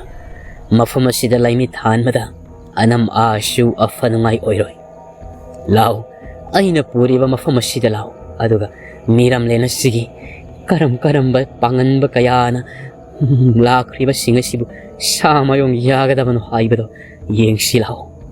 ꯁꯨꯝ ꯂꯥꯛꯂꯦ ꯍꯥꯏꯔꯒ ꯃꯄꯥ ꯆꯥꯕ ꯑꯃ ꯌꯦꯡꯂꯤꯉꯩꯗ ꯎꯔꯦ ꯆꯥꯎꯔꯕ ꯂꯩꯔꯦ ꯂꯩꯀꯣꯛ ꯑꯗꯣ ꯃꯈꯣꯏꯅ ꯂꯩꯔꯤꯕꯁꯤꯒꯤ ꯃꯅꯥꯛ ꯇꯝꯅ ꯂꯥꯛꯂꯤꯕꯗꯨ ꯖꯔ ꯃꯆꯨ 8 ꯂꯥꯡꯂꯒ ꯃꯗꯨ ꯎꯕꯗ ꯍꯩꯁ ꯍꯥꯏꯗꯅ ꯍꯥꯏ ꯃꯀ꯭ꯂꯥꯛ ꯅꯤꯛꯈ꯭ꯔꯦ ꯃꯥꯏꯆꯧ ꯄꯨꯀꯣꯛ ꯑꯣꯏꯔꯤꯕꯗꯨꯗꯤ ꯀꯔꯤ ꯃꯇꯧꯅꯣ ꯁꯤꯗꯤ ꯌꯦꯡꯉꯨ ꯅꯈꯣꯏꯅꯤꯁꯨ ꯎꯔꯕ꯭ꯔꯥ ꯃꯁꯤ ꯂꯥꯏꯔꯦ ꯂꯥꯏꯀꯣꯛ ꯍꯥꯏꯕ ꯇꯣꯂꯦꯟꯒꯤ ꯁꯥꯗꯣꯡ ꯑꯣꯏꯈ꯭ꯔꯤꯕꯗꯣ ꯑꯁꯦꯡꯕ ꯂꯪꯉꯣ ꯂꯪꯗꯥꯏꯗꯨ ꯃꯥꯡꯈ꯭ꯔꯦ ꯍꯥꯏꯔꯒ ꯆꯨꯝꯅꯒꯤ ꯂꯥꯏꯔꯦꯜꯒꯤ ꯁꯛꯇꯝ ꯑꯃ ꯂꯧꯔꯒ ꯂꯥꯛꯂꯤꯕꯁꯤ ꯌꯦꯡꯉꯨ ꯃꯆꯨ 8 ꯁꯨꯝ ꯃꯁꯥ ꯑꯁꯤꯗ ꯈꯥꯏꯗꯣꯛꯅꯔꯦ ꯀꯝꯗꯧꯅꯤ ꯁꯤꯗꯤ ꯀꯝꯗꯧꯅꯤ ꯂꯥꯏꯔꯦ ꯂꯥꯏꯀꯣꯛꯁꯨ ꯃꯥꯏꯊꯤꯕ ꯅꯪꯈ꯭ꯔꯦ ꯍꯥꯏꯅ ꯇꯥꯛꯄꯅꯤ ꯃꯁꯤꯅ ꯇꯥꯛꯄꯗꯤ ꯑꯩꯈꯣꯏꯅ ꯀꯔꯤ ꯀꯝꯗꯧꯅ ꯃꯍꯥꯛꯄꯨ ꯍꯥꯏꯕ ꯇꯧꯕ ꯃꯈꯣꯏꯅ ꯂꯩꯔꯤꯕ ꯃꯐꯝ ꯑꯁꯤ ꯅꯥꯊꯩꯔꯦ ꯍꯥꯏꯔꯒ ꯖꯔ ꯂꯥꯏꯔꯦ ꯂꯥꯏꯀꯣꯛ ꯑꯆꯧꯕꯗꯣ ꯆꯠꯈꯤꯔꯝ ꯃꯈꯣꯏꯁꯨ ꯄꯥꯝꯕꯩ ꯂꯩꯇ ꯌꯦꯡꯂꯒ ꯂꯩꯍꯧ ꯃꯐꯝ ꯑꯗꯨꯗ ꯈꯨꯗꯛꯇ ꯈꯣꯡꯒ꯭ꯔꯥꯏ ꯇꯥꯈ꯭ꯔꯤ ꯃꯈꯣꯏ ꯑꯍꯨꯝ ꯑꯗꯨ ꯅꯤꯡꯁꯥꯁꯨꯔ ꯃꯄꯤ ꯍꯣꯅ ꯂꯥꯏꯃꯤꯠ ꯊꯥꯜꯂꯦ ꯍꯥꯏꯔꯒ ꯃꯄꯨꯛꯅꯤꯡ ꯄꯨꯝꯅꯃꯛ ꯆꯤꯡꯁꯤꯟꯅ ꯀꯔꯤꯅꯣ ꯍꯥꯏꯗꯅ ꯃꯈꯣꯏ ꯌꯦꯡꯕ ꯍꯧꯔꯛꯂꯝ ꯅꯥꯀꯜ ꯑꯃꯔꯣꯝꯗꯅ ꯀꯝꯗꯧꯔꯤ ꯁꯤ ꯉꯥꯛꯇꯅ ꯉꯥꯏꯔꯕ ꯇꯥꯏꯕꯪꯄꯥꯜ ꯑꯗꯨꯗ ꯅꯣꯡ ꯀꯟꯅ ꯃꯪꯂꯤ ꯇꯥꯕꯗꯤ ꯇꯥꯕ ꯅꯠꯇꯦꯀꯣ ꯏꯁꯤꯡ ꯑꯗꯨꯁꯨ ꯃꯨꯁꯤꯟ ꯀꯔꯤꯗ ꯍꯥꯏꯔꯨꯒꯅꯤ ꯏꯁꯤꯡ ꯃꯅꯨꯡ ꯑꯁꯤꯗ ꯂꯩꯔꯤꯕ ꯂꯦꯝꯂꯩ ꯉꯥꯁꯤꯡ ꯑꯗꯨ ꯐꯥꯎꯕ ꯑꯀꯤꯕꯒꯤ ꯃꯁꯛꯅꯤ ꯍꯧꯖꯤꯛ ꯑꯣꯜꯂꯛꯂꯤꯕꯁꯤ ꯆꯥꯎꯔꯕ ꯍꯤ ꯑꯗꯨꯗ ꯃꯄꯥꯡ ꯀꯅꯥ ꯌꯥꯎꯗ ꯁꯤꯕꯕꯨ ꯉꯥꯏꯔꯤꯕ ꯏꯁꯥꯒꯣꯜ ꯑꯗꯨꯒ ꯂꯣꯏꯅꯅ ꯁꯥꯐꯕ ꯁꯣꯔ ꯀꯛꯂꯤ ꯍꯣꯜꯂꯒ ꯂꯩꯔꯤ ꯃꯇꯝ ꯑꯁꯤꯗ ꯏꯊꯛ ꯏꯄꯣꯝꯅ ꯌꯩꯗꯅ ꯄꯨꯔꯛꯄꯅ ꯃꯈꯣꯏꯒꯤ ꯍꯤ ꯑꯗꯣ ꯍꯧꯖꯤꯛ ꯆꯤꯡꯗꯨꯝ ꯑꯃꯒꯤ ꯃꯅꯥꯛ ꯌꯧꯔꯛꯂꯤ ꯆꯥꯎꯔꯕ ꯍꯤꯖꯥꯎ ꯑꯗꯨ ꯆꯤꯡꯗꯨꯝ ꯑꯃꯗ ꯁꯨꯖꯟꯈ꯭ꯔꯦ ꯑꯗꯨꯕꯨ ꯃꯍꯥꯛꯅ ꯍꯧꯖꯤꯛ ꯁꯨꯖꯜꯂꯤꯕꯁꯤꯡ ꯑꯁꯤ ꯀꯔꯝꯕ ꯆꯤꯡꯅꯣ ꯍꯥꯏꯕꯗꯤ ꯈꯪꯕ ꯅꯠꯇꯦ ꯃꯃꯥꯡꯒꯤ ꯃꯇꯝꯗꯁꯨ ꯆꯤꯡꯗꯨꯝ ꯑꯁꯤꯗ ꯑꯃꯨꯛꯇ ꯃꯈꯣꯏꯅ ꯂꯥꯛꯈꯤꯕ ꯑꯃꯗꯤ ꯎꯈꯤꯕ ꯂꯩꯇ꯭ꯔꯤ ꯏꯊꯛ ꯏꯄꯣꯝ ꯑꯗꯨꯅ ꯄꯨꯔꯛꯄꯅ ꯀꯣꯛ ꯍꯥꯏꯅ ꯆꯤꯡꯗꯨꯝ ꯑꯁꯤꯗ ꯁꯨꯖꯜꯂꯛꯄ ꯃꯇꯝꯗ ꯎꯏꯕꯣꯏ ꯒ꯭ꯌꯥꯟ ꯃꯪꯕꯣꯏ ꯀꯔꯤꯕꯣꯏ ꯇꯧꯔꯝꯕ ꯁꯥꯕꯗꯣ ꯀꯔꯝ ꯇꯧꯔꯤꯕꯅꯣ ꯈꯪꯗꯦ ꯋꯥꯈꯜ ꯈꯪꯂꯥꯛꯂꯝꯃꯤ ꯀꯗꯥꯏꯗꯅꯣ ꯃꯈꯣꯜ ꯑꯃ ꯇꯥꯔꯤꯕꯁꯤꯕꯣ ꯁꯥꯗ ꯊꯛꯇꯕꯅ ꯈꯧꯒꯪꯅꯔꯕ ꯑꯩꯒꯤ ꯁꯥꯃ ꯍꯛꯆꯥꯡꯁꯤꯕꯨ ꯄꯨꯗꯨꯅ ꯍꯦ ꯆꯥꯎꯔꯕ ꯍꯤꯖꯥꯎ ꯍꯤꯔꯦꯜ ꯀꯗꯥꯏꯗꯅꯣ ꯄꯨꯕꯤꯔꯤꯕ ꯑꯃꯨꯛꯇꯕꯨ ꯍꯤꯕꯥꯟ ꯑꯁꯤꯗ ꯈꯨꯠꯁꯤꯅ ꯄꯥꯏꯔꯤ ꯍꯥꯏꯔꯒ ꯉꯛꯁꯤ ꯅꯣꯟꯈꯠꯇꯨꯅ ꯌꯦꯡꯈꯤ ꯇꯞꯅ ꯃꯁꯥꯗꯨꯅ ꯁꯤꯠꯂꯒ ꯂꯥꯛꯂꯦ ꯍꯥꯏꯔꯒ ꯍꯤꯕꯥꯟꯗꯨꯗ ꯁꯧꯒꯠꯂꯦ ꯍꯥꯏꯔꯒ ꯌꯦꯡꯕ ꯃꯇꯝꯗ ꯆꯥꯎꯋꯤ ꯁꯤꯡ ꯑꯁꯤ ꯋꯥꯡꯁꯨ ꯑꯗꯨꯝ ꯈꯔꯗꯤ ꯋꯥꯡ ꯍꯩꯁ ꯀꯔꯤ ꯃꯇꯧꯅꯣ ꯁꯤꯕꯨ ꯆꯤꯡꯗ ꯆꯤꯡꯂꯅꯤ ꯅꯠꯇ꯭ꯔꯒꯅ ꯑꯉꯥꯏꯕ ꯇꯣꯂꯦꯟꯒꯤ ꯆꯥꯎꯔꯕ ꯅꯤꯡꯁꯥꯕꯒꯤ ꯃꯤꯇꯝꯗꯨꯗ ꯀꯨꯜꯂꯒ ꯂꯩꯔꯕ ꯑꯣꯏꯔꯕ ꯖꯥꯠꯂꯥ ꯋꯥ ꯉꯥꯡꯕ ꯐꯥꯎꯕ ꯁꯣꯜꯂꯤ ꯃꯥꯔꯤꯔꯕꯅꯤꯀꯣ ꯆꯥꯗ ꯊꯛꯇꯕꯅ ꯁꯥꯐꯕꯁꯤ ꯏꯁꯥꯒꯣꯜꯂꯁꯨ ꯃꯇꯥꯡ ꯑꯁꯤꯗ ꯑꯔꯣꯏꯕ ꯁꯣꯔ ꯍꯣꯟꯒꯗꯕꯒꯤ ꯇꯞꯅ ꯑꯔꯣꯏꯕ ꯑꯣꯏꯅ ꯅꯥꯍꯦꯔꯛꯄ ꯈꯣꯟꯊꯣꯛ ꯑꯗꯨ ꯇꯥꯔꯛꯂꯤ ꯁꯥꯒꯣꯜ ꯑꯗꯨꯒꯤ ꯃꯈꯣꯜ ꯑꯗꯨ ꯇꯥꯕ ꯃꯇꯝꯗ ꯁꯥꯕꯕ ꯃꯊꯃꯣꯏꯗ ꯄꯨꯕ ꯉꯝꯗꯦ ꯑꯗꯨꯕꯨ ꯃꯍꯥꯛꯀꯤ ꯊꯋꯥꯏꯅ ꯍꯦꯟꯅ ꯂꯨꯕ ꯍꯥꯏꯕꯁꯤꯗꯤ ꯃꯁꯥꯅ ꯇꯥꯕꯅꯤ ꯌꯥꯝꯅ ꯅꯨꯡꯁꯤꯖꯅ ꯂꯣꯏꯅꯕ ꯃꯤꯑꯣꯏ ꯑꯗꯨꯅ ꯁꯤꯒꯗꯕ ꯇꯥꯔꯅꯤ ꯈꯪꯂꯕ ꯃꯇꯝꯗ ꯏꯁꯥꯃꯛꯁꯨ ꯁꯤꯒꯗꯕꯒꯤ ꯊꯔꯥꯛ ꯌꯥꯜꯂꯕꯗꯤ ꯏꯁꯥ ꯍꯥꯟꯅ ꯁꯤꯗꯅꯕ ꯍꯣꯠꯅꯖꯕ ꯍꯥꯏꯕꯁꯤꯗꯤ ꯇꯥꯏꯕꯪ ꯃꯍꯥꯛꯀꯤ ꯃꯆꯠꯅꯤ ꯃꯃꯤꯠꯇ ꯃꯄꯤꯔꯥ ꯁꯤꯜꯂꯤ ꯃꯁꯤꯜꯗꯁꯨ ꯏꯁꯥꯒꯣꯜ ꯑꯗꯨꯒꯤ ꯃꯥꯏꯀꯩ ꯇꯝꯅ ꯏꯁꯥꯒꯣꯜ ꯅꯪ ꯑꯩꯕꯨꯗꯤ ꯋꯥꯔꯧꯒꯅꯨꯀꯣ ꯄꯨꯝꯅꯃꯛ ꯑꯩꯒꯤ ꯏꯔꯥꯜꯅꯤ ꯍꯥꯏꯗꯨꯅ ꯑꯩꯉꯣꯟꯗ ꯅꯍꯥꯛꯅ ꯄꯤꯅꯤꯡꯕ ꯃꯤꯆꯩꯗꯨ ꯆꯩꯒꯦꯁꯨ ꯆꯩꯕꯤꯔꯣ ꯑꯩ ꯊꯋꯥꯏꯁꯤꯗꯗꯤ ꯅꯕ ꯁꯤꯡꯗꯨꯝ ꯑꯁꯤꯗ ꯀꯥꯅꯅꯕ ꯍꯣꯠꯅꯔꯛꯈꯤ ꯃꯀꯣꯛ ꯑꯗꯨꯁꯨ ꯑꯣꯔꯣꯔꯣ ꯉꯥꯎꯔꯕꯅꯤ ꯃꯕꯨꯛꯇꯣ ꯌꯥꯎꯗ꯭ꯔꯕꯅꯤꯅ ꯉꯥꯎꯕ ꯇꯥꯕꯅꯤ ꯇꯞꯅ ꯇꯞꯅ ꯁꯥꯕꯗꯣ ꯃꯈꯨꯠ ꯑꯗꯨꯅ ꯁꯧꯔꯒ ꯂꯥꯛꯏ ꯆꯨꯝꯅ ꯆꯠꯄ ꯐꯥꯎꯕ ꯉꯝꯗꯅ ꯅꯣꯡꯊꯥꯡꯁꯨ ꯀꯟꯅ ꯀꯨꯞꯂꯤ ꯃꯒꯣꯜ ꯀꯌꯥꯁꯨ ꯈꯥꯛ ꯂꯥꯎꯕꯒꯤ ꯇꯥꯔꯤꯕꯅꯤ ꯂꯥꯛꯂꯦ ꯍꯥꯏꯔꯒ ꯆꯤꯡꯗꯨꯝ ꯃꯆꯥꯗꯣ ꯀꯥꯈꯠꯅꯕꯒꯤꯗꯃꯛ ꯍꯣꯠꯅꯔꯤꯕꯅꯤ ꯃꯍꯥꯛꯀꯤ ꯆꯥꯍꯣꯔꯦꯜꯁꯤꯗ ꯁꯨꯝ ꯂꯩꯕ ꯇꯥꯔꯕꯗꯤ ꯆꯥꯅ ꯊꯛꯅꯕꯁꯨ ꯑꯃꯠꯇ ꯂꯩꯇ ꯀꯪꯂꯒ ꯁꯤꯕ ꯇꯥꯕꯅꯤ ꯑꯗꯨꯅ ꯍꯤꯡꯅꯅꯕ ꯂꯝꯕꯤ ꯊꯤꯔꯛꯂꯕꯅꯤ ꯃꯊꯃꯣꯏ ꯃꯅꯨꯡ ꯑꯗꯨꯗꯗꯤ ꯑꯣꯝꯆꯥꯛꯅꯅ ꯀꯞꯂꯤꯕꯅꯤ ꯏꯁꯥꯒꯣꯜ ꯑꯗꯨꯒꯤꯗꯃꯛ ꯈꯟꯕꯗ ꯃꯍꯥꯛꯅꯁꯨ ꯈꯪꯂꯤ ꯐꯠꯇꯕ ꯃꯤꯑꯣꯏꯖꯥ ꯀꯥꯡꯂꯨꯞꯁꯤꯡ ꯃꯤꯔꯝꯂꯦꯅ ꯂꯣꯏꯅꯃꯛ ꯊꯣꯛꯈ꯭ꯔꯦ ꯍꯥꯏꯕꯗꯣ ꯇꯞꯅ ꯇꯞꯅ ꯂꯥꯛꯂꯦ ꯍꯥꯏꯔꯒ ꯁꯤꯡꯖꯥꯎ ꯆꯤꯡꯗꯣꯜ ꯊꯤꯡꯒꯠꯂꯤꯕꯗꯨꯒꯤ ꯃꯅꯥꯛ ꯌꯧꯔꯝꯗꯥꯏꯗ ꯐꯥꯎꯕ ꯄꯨꯡꯖꯥꯃꯨꯛꯀꯤ ꯆꯥꯡꯗꯤ ꯆꯪꯕꯅꯤ ꯅꯨꯃꯤꯗꯥꯡ ꯍꯥꯏꯕꯗꯨꯃ ꯂꯩꯇ꯭ꯔꯕ ꯃꯐꯝꯁꯤ ꯅꯣꯡꯅ ꯃꯪꯈꯤꯕꯅ ꯅꯨꯃꯤꯗꯥꯡꯒ ꯄꯥꯡꯈꯛ ꯑꯣꯏꯔꯤ ꯅꯨꯃꯤꯠꯀꯤ ꯃꯉꯥꯜ ꯈꯣꯝꯖꯤꯟꯈꯤꯕꯅ ꯂꯥꯛꯂꯦ ꯍꯥꯏꯔꯒ ꯃꯍꯥꯛ ꯀꯥꯈꯠꯂꯛꯅꯕꯒꯤꯗꯃꯛꯇ ꯀꯟꯅ ꯂꯥꯛꯅꯔꯤ ꯃꯇꯝ ꯑꯁꯤꯗ ꯈꯪꯍꯧꯗꯅ ꯏꯊꯛ ꯏꯄꯣꯝ ꯑꯆꯧꯕ ꯑꯃꯁꯨ ꯅꯨꯡꯁꯨꯛ ꯑꯁꯣꯝꯒꯤ ꯂꯥꯛꯂꯤꯕꯗꯣ ꯃꯍꯥꯛꯅ ꯎ ꯄꯣꯠꯇꯦꯀꯣ ꯃꯃꯥꯏꯒ ꯂꯩꯊꯣꯛꯄ ꯅꯠꯇꯦ ꯃꯈꯤꯌꯥ ꯁꯤꯛꯂꯒ ꯑꯔꯩꯕ ꯃꯄꯥꯡꯒꯜ ꯄꯨꯊꯣꯛꯂꯒ ꯁꯔꯨ ꯄꯣꯂꯥꯡꯗ ꯎꯟꯁꯥꯅ ꯀꯨꯞꯁꯤꯜꯂꯕ ꯁꯕꯥꯜ ꯑꯗꯨ ꯄꯨꯔꯒ ꯀꯥꯈꯠꯅꯕ ꯍꯣꯠꯅꯔꯤ ꯏꯗꯨꯗꯒꯤ ꯈꯖꯤꯛ ꯆꯤꯡꯗꯣꯜ ꯊꯤꯡꯀꯠꯂꯤꯕꯗꯨꯗ ꯂꯥꯝꯕ ꯍꯧꯕꯒ ꯃꯈꯨꯠ ꯑꯗꯨ ꯏꯊꯛ ꯏꯄꯣꯝꯗꯨꯅ ꯐꯨꯖꯤꯜꯂꯛꯄ ꯍꯧꯔꯛꯂꯤ ꯏꯊꯛ ꯏꯄꯣꯝ ꯃꯆꯥ ꯍꯥꯟꯅꯅꯤ ꯐꯨꯖꯤꯜꯂꯛꯂꯤꯕꯁꯤ ꯑꯆꯧꯕ ꯏꯊꯛ ꯏꯄꯣꯝꯗꯨꯗꯤ ꯃꯅꯥꯛ ꯌꯧꯔꯛꯇ꯭ꯔꯤꯕꯅꯤꯀꯣ ꯍꯦꯛꯇ ꯆꯤꯡꯃꯨꯛ ꯋꯥꯡꯅꯅꯤ ꯂꯥꯛꯂꯤꯕꯁꯤ ꯃꯑꯣꯡ ꯑꯃꯅꯤ ꯇꯧꯔꯛꯂꯤꯕꯁꯤ ꯃꯁꯤꯒꯤ ꯇꯥꯏꯕꯪꯄꯥꯜ ꯑꯁꯤ ꯃꯊꯛ ꯃꯈꯥꯗ ꯑꯣꯜꯂꯒꯤ ꯍꯥꯏꯕꯒꯤ ꯃꯇꯥꯒꯨꯝꯅ ꯁꯥꯕꯕꯁꯨ ꯏꯊꯛ ꯏꯄꯣꯝ ꯀꯥꯔꯛꯀꯗꯧꯔꯦ ꯑꯩ ꯃꯁꯤꯗ ꯂꯝꯍꯧꯔꯒꯦ ꯍꯥꯏꯗꯨꯅ ꯃꯍꯥꯛ ꯂꯩꯖꯕꯤ ꯄꯥꯡꯒꯜ ꯄꯨꯊꯣꯛꯂꯒ ꯃꯁꯥꯗ ꯇꯥꯞ ꯍꯥꯏꯗꯨꯅ ꯃꯈꯨꯠꯇꯨꯅ ꯂꯥꯝꯈ꯭ꯔꯦ ꯑꯗꯨꯗꯒꯤ ꯈꯣꯡ ꯅꯥꯝꯃ ꯍꯦꯛ ꯆꯤꯡ ꯑꯗꯨꯗ ꯀꯥꯟꯊꯣꯔꯛꯄꯒ ꯏꯊꯛ ꯏꯄꯣꯝ ꯈꯔ ꯆꯥꯎꯔꯞ ꯇꯧꯕ ꯑꯃ ꯕꯣꯝ ꯂꯥꯎꯅ ꯊꯣꯝꯂꯒ ꯍꯤ ꯑꯗꯨ ꯃꯁꯥꯗꯒꯤ ꯐꯅꯌꯥꯝ ꯁꯥꯡꯅ ꯄꯥꯏꯊꯣꯛꯈ꯭ꯔꯦ ꯍꯤ ꯑꯗꯨꯗ ꯃꯍꯥꯛ ꯌꯦꯡꯂꯨꯗ꯭ꯔꯦ ꯃꯊꯃꯣꯏꯗꯨꯗꯤ ꯀꯞꯂꯤꯕꯅꯤ ꯂꯣꯏꯔꯦꯗꯀꯣ ꯍꯥꯏꯗꯨꯅ ꯃꯗꯨꯗꯒꯤ ꯆꯤꯡ ꯑꯗꯨꯗ ꯅꯞꯇꯨꯅ ꯂꯩꯔꯤꯕ ꯅꯥꯄꯤ ꯁꯤꯡꯕꯤꯁꯤꯡ ꯍꯥꯏꯗꯤ ꯎꯄꯥꯜꯁꯤꯡꯗ ꯂꯥꯞꯅ ꯁꯤꯠꯂꯒ ꯀꯥꯔꯛꯏ ꯃꯍꯥꯛꯅꯤ ꯈꯔ ꯀꯥꯈꯠꯄꯒꯅꯤ ꯏꯊꯛ ꯏꯄꯣꯝ ꯑꯆꯧꯕꯗꯣ ꯃꯗꯨꯅ ꯍꯦꯛꯇ ꯆꯥꯎꯅ ꯂꯥꯛꯂꯦ ꯍꯥꯏꯔꯒ ꯆꯤꯡ ꯑꯁꯤꯗ ꯗꯣꯝ ꯂꯥꯎꯅ ꯊꯣꯝꯃꯅꯤ ꯆꯤꯡ ꯑꯁꯤꯗ ꯊꯣꯡꯕ ꯃꯇꯝꯗ ꯁꯥꯕꯕꯗꯤ ꯃꯈꯨꯠ ꯆꯦꯠꯅ ꯄꯥꯏꯔꯤꯕꯅꯤꯅ ꯃꯍꯥꯛꯁꯨ ꯉꯥꯏꯍꯥꯛꯇꯤ ꯏꯔꯣꯡꯗ ꯂꯨꯞꯄꯤ ꯆꯤꯡ ꯑꯁꯤ ꯐꯅꯌꯥꯝ ꯋꯥꯈꯠꯅ ꯏꯊꯛ ꯑꯗꯨ ꯀꯥꯔꯛꯄꯅ ꯉꯥꯏꯍꯥꯛꯇꯪꯅꯤ ꯃꯍꯥꯛ ꯁꯣꯔꯒ ꯇꯠꯀꯦ ꯇꯧꯔꯨꯔꯕꯅꯤ ꯍꯣꯅꯤꯡꯗꯕꯣꯏ ꯇꯧꯔꯒ ꯂꯩꯔꯤꯕꯗꯨꯗ ꯏꯊꯛ ꯏꯄꯣꯝꯅ ꯊꯣꯝꯖꯤꯜꯂꯛꯄꯗꯨꯗꯗꯤ ꯃꯍꯥꯛ ꯃꯔꯥꯏꯕꯛ ꯐꯕ ꯍꯥꯏꯒꯗ꯭ꯔꯥ ꯆꯦꯜꯂꯒꯗꯤ ꯄꯨꯕ ꯉꯝꯈꯤꯗꯦ ꯇꯞꯅ ꯇꯞꯅ ꯁꯨꯝ ꯀꯥꯈꯠꯂꯛꯂꯦ ꯆꯤꯡ ꯑꯗꯨꯒꯤ ꯆꯤꯡꯗꯣꯜ ꯑꯗꯨ ꯌꯧꯅꯅꯕ ꯍꯥꯏꯗꯅ ꯃꯁꯤꯗꯁꯨ ꯉꯥꯏꯍꯥꯛ ꯋꯥꯈꯜ ꯃꯥꯡꯂꯤ ꯃꯐꯝ ꯑꯁ꯭ꯋꯥꯏꯗꯁꯨ ꯆꯥꯅ ꯊꯛꯅꯕꯁꯤ ꯄꯥꯟꯕ ꯍꯩꯔꯥ ꯑꯃꯠꯇ ꯎꯗꯦ ꯅꯥꯄꯤꯁꯤꯡ ꯑꯗꯨꯗꯤ ꯀꯔꯝꯅ ꯁꯟꯒꯨꯝꯅ ꯆꯥꯔꯨꯒꯅꯤ ꯆꯤꯡꯗꯣꯜ ꯑꯁꯤꯗꯗꯤ ꯀꯔꯤꯒꯨꯝꯕ ꯈꯔꯗꯤ ꯄꯥꯜꯂꯝꯒꯅꯤ ꯍꯥꯏꯕꯒꯤ ꯑꯁꯥꯗꯅꯤꯀꯣ ꯃꯍꯥꯛꯅ ꯀꯥꯈꯠꯂꯛꯂꯤꯕꯁꯤꯁꯨ ꯃꯃꯥꯏꯗꯣ ꯍꯥꯏꯐꯦꯠꯇꯪ ꯂꯩꯊꯣꯛꯂꯒ ꯌꯦꯡꯉꯤ ꯃꯍꯥꯛꯀꯤ ꯃꯤꯠꯃꯥꯡꯗꯒꯤ ꯃꯥꯡꯈ꯭ꯔꯦ ꯂꯥꯞꯈ꯭ꯔꯦ ꯇꯥꯝꯈ꯭ꯔꯦ ꯆꯥꯎꯔꯕ ꯃꯍꯥꯛꯅ ꯇꯣꯡꯂꯝꯕ ꯏꯁꯥꯒꯣꯜꯒꯤ ꯍꯛꯆꯥꯡ ꯌꯥꯎꯈꯤꯕ ꯍꯤꯖꯥꯎ ꯍꯤꯔꯦꯜꯗꯨꯁꯨ ꯃꯊꯃꯣꯏ ꯁꯣꯛꯅ ꯃꯈꯣꯜ ꯐꯥꯎ ꯊꯣꯛꯄ ꯉꯝꯗꯅ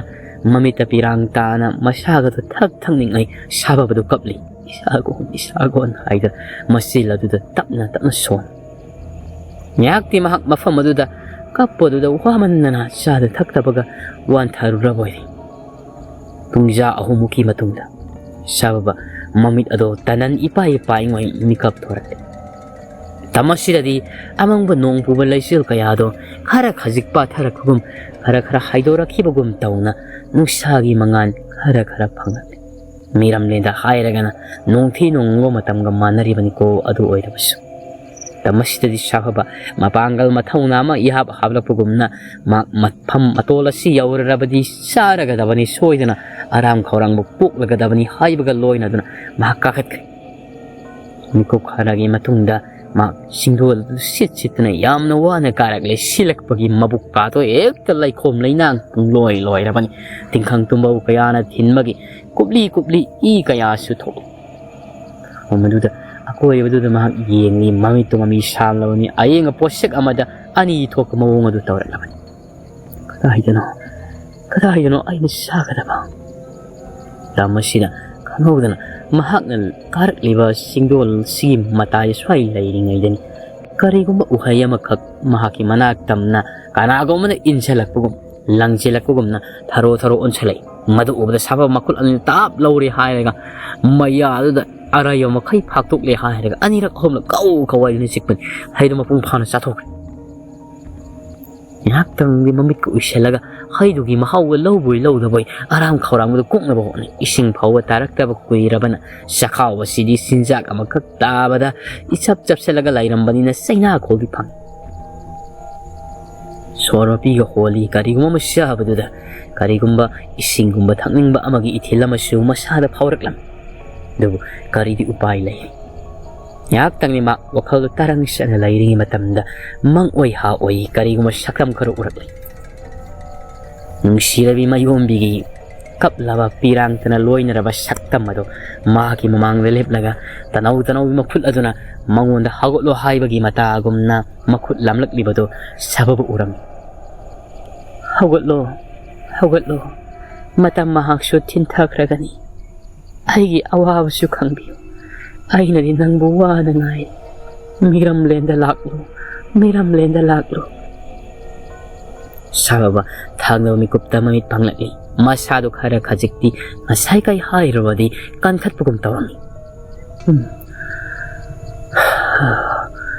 ꯀꯔꯤꯅꯣ ꯃꯪꯂꯥ ꯇꯥꯏꯕꯪꯂꯥ ꯁꯤꯠꯂꯒ ꯂꯥꯛꯂꯒ ꯑꯀꯣꯏꯕꯗꯨꯗ ꯁꯨꯝ ꯃꯍꯥꯛꯅ ꯂꯩꯔꯒ ꯌꯦꯡꯉꯤ ꯃꯁꯛꯇꯤ ꯈꯪꯗꯕ ꯉꯥꯡꯁꯪ ꯉꯥꯡꯅ ꯄꯥꯜꯂꯕ ꯎꯍꯩ ꯀꯌꯥꯁꯨ ꯃꯈꯨꯠꯇꯨꯅ ꯍꯦꯛ ꯂꯥꯝꯕ ꯐꯪꯅꯕꯒꯤ ꯃꯑꯣꯡꯗ ꯄꯥꯜꯂꯒ ꯂꯩꯔꯝꯂꯤꯕꯗꯨ ꯎꯔꯦ ꯈꯟꯖꯕꯃꯛꯅꯤ ꯆꯤꯡꯗꯣꯜ ꯑꯁꯤꯗꯤ ꯍꯩꯀꯣꯜꯒꯨꯝꯂꯔꯤ ꯍꯩ ꯃꯔꯥꯡ ꯀꯥꯏꯅ ꯄꯥꯜꯂꯒ ꯂꯩꯔꯝꯃꯤ ꯃꯥꯅꯤ ꯃꯍꯥꯛꯅ ꯍꯧꯖꯤꯛ ꯀꯥꯈꯠꯂꯛꯂꯤꯕ ꯏꯁꯤꯡ ꯉꯥꯛꯇꯅ ꯉꯥꯏꯔꯕ ꯇꯥꯏꯕꯪꯄꯥꯜ ꯑꯁꯤꯒꯤ ꯆꯤꯡ ꯑꯁꯤ ꯑꯇꯩ ꯆꯤꯡ ꯅꯠꯇꯦ ꯏꯕꯗꯧ ꯊꯥꯡꯖꯤꯡ ꯃꯍꯥꯛꯀꯤ ꯆꯤꯡꯗꯣꯜ ꯃꯐꯝ ꯑꯁꯤ ꯏꯁꯤꯡꯅ ꯐꯅꯌꯥꯝ ꯊꯨꯝꯈ꯭ꯔꯕꯁꯨ ꯆꯤꯡꯗꯣꯜ ꯑꯁꯤꯃꯗꯤ ꯊꯨꯝꯕ ꯉꯝꯗ꯭ꯔꯤ ꯆꯤꯡ ꯑꯁꯤꯒꯤ ꯇꯪꯈꯥꯏꯒꯤ ꯁꯔꯨꯛꯃꯨꯛꯇ ꯊꯨꯝꯕꯒꯤ ꯋꯥꯅꯤ ꯃꯐꯝ ꯑꯁꯤ ꯇꯥꯏꯕꯪꯄꯥꯜ ꯑꯁꯤꯒꯤ ꯏꯁꯤꯡ ꯊꯦꯟꯕ ꯊꯨꯝꯗꯤ ꯊꯨꯝꯕ ꯃꯐꯝꯁꯨ ꯂꯩꯔꯤ ꯑꯗꯨꯕꯨ ꯏꯕꯗꯧ ꯊꯥꯡꯖꯤꯡ ꯃꯍꯥꯛꯅ ꯂꯩꯔꯤꯕ ꯃꯐꯝ ꯑꯁꯤꯅ ꯏꯁꯤꯡ ꯀꯥ ꯍꯦꯟꯅ ꯇꯨꯡꯕ ꯃꯐꯝꯅꯤ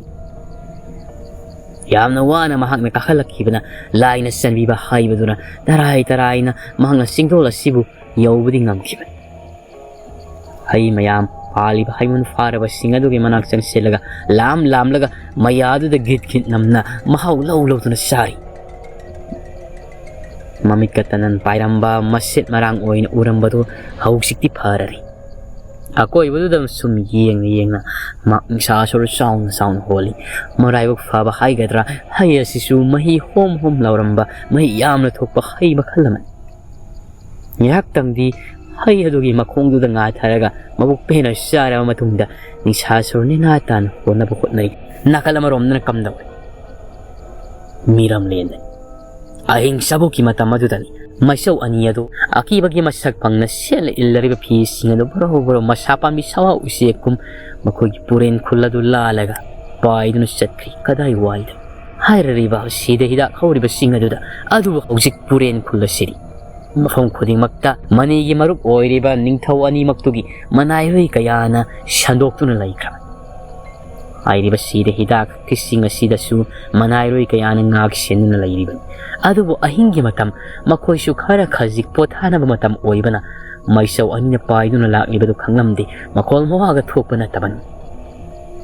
ꯆꯤꯡꯗꯣꯜ ꯆꯤꯡꯃꯥꯏꯗꯨꯗ ꯚꯝ ꯂꯥꯎꯅ ꯇꯥꯔꯔꯤ ꯍꯦꯛ ꯇꯥꯕꯒ ꯑꯀꯣꯏꯕꯗꯨꯗ ꯃꯃꯤꯠꯇꯨ ꯁꯥꯡꯊꯣꯛꯉꯩ ꯀꯗꯥꯏꯋꯥꯏꯗꯨꯅ ꯁꯤꯗ ꯍꯤꯗꯥꯛ ꯍꯥꯏꯗꯨꯕꯨ ꯌꯦꯡꯉꯤ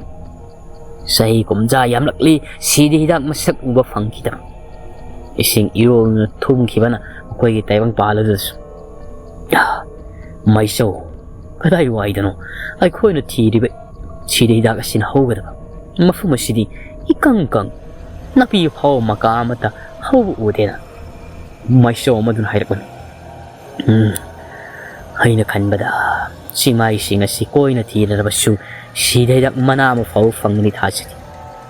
ꯑꯗꯨ ꯑꯣꯏꯔꯕꯗꯤ ꯑꯩꯈꯣꯏ ꯀꯝꯗꯧꯁꯤꯒꯦ ꯄꯨꯀꯣꯛ ꯃꯩꯆꯧꯅꯗꯤ ꯄꯨꯔꯛꯇꯕ ꯌꯥꯗꯕꯅꯤ ꯊꯨꯅ ꯄꯨꯔꯛꯑꯣ ꯑꯩꯈꯣꯏꯒꯤ ꯃꯄꯨ ꯑꯣꯏꯔꯤꯕꯗꯨꯒꯤꯗꯅ ꯍꯥꯏ ꯁꯨꯝꯗꯧꯔꯁꯤ ꯃꯩꯆꯧ ꯂꯩꯔꯣꯜ ꯅꯨꯡ ꯑꯁꯤꯗꯗꯤ ꯃꯍꯥꯛꯀꯤ ꯃꯔꯨ ꯃꯔꯥꯗꯤ ꯇꯥꯗꯨꯅ ꯂꯩꯔꯝꯒꯅꯤ